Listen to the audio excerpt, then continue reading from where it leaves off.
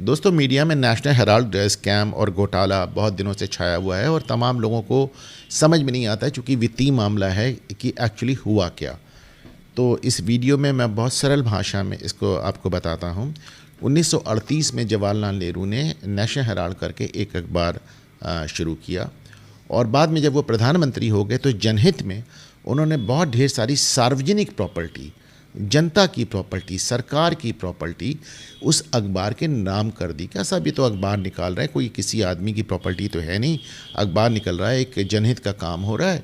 तो उन्होंने मुंबई में, दिल्ली में, हरियाणा में, लखनऊ में, इंदौर में, भोपाल में, चंडीगढ़ में, तमाम जगह उन्होंने जो प्रॉपर्टीज़ थी उन्होंने नेशनल हेराल्ड के नाम कर दी। धीरे धीरे नेशनल हेराल्ड की प्रॉपर्टीज़ तो हो गई 6,000 करोड़ रुपए की, जैसा कि हाई कोर्ट ने माना है। लेकिन नेशनल हेराल्ड चूँकि कांग्रेस का मुखपत्र था, एक जैसी बात करता था, इसलिए अखबार चलानी और लॉसेस होने लगे, भयानक घाटा हुआ। धीरे धीरे ये घाटा सन 2000 आते आते 90 करोड़ का हो गया। ऐसे में कांग्रेस पार्टी ने उनको 90 करोड़ रुपए का बिना ब्याज का कर्ज दिया।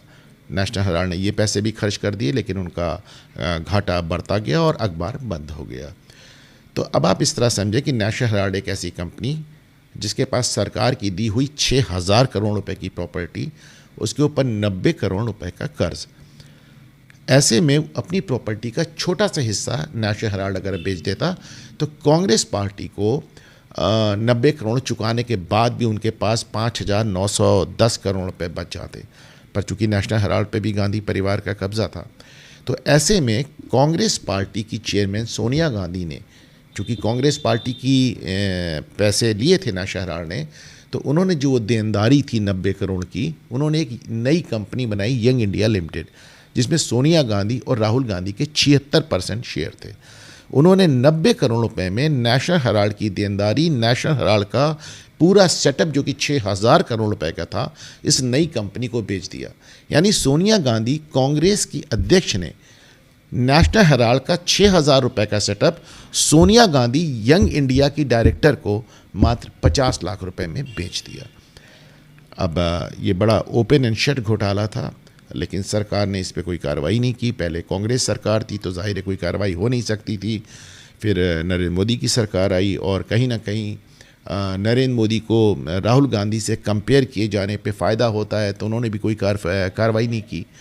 अब ऐसे में सुब्रमण्यम स्वामी कोर्ट जाते हैं और उन्होंने जाके एक कंप्लेंट फाइल की और इस जहाँ पे पहले समन्स इशू हुए, फिर वारंट इशू हुए गांधी के खिलाफ, सोनिया गांधी के खिलाफ, राहुल गांधी के खिलाफ।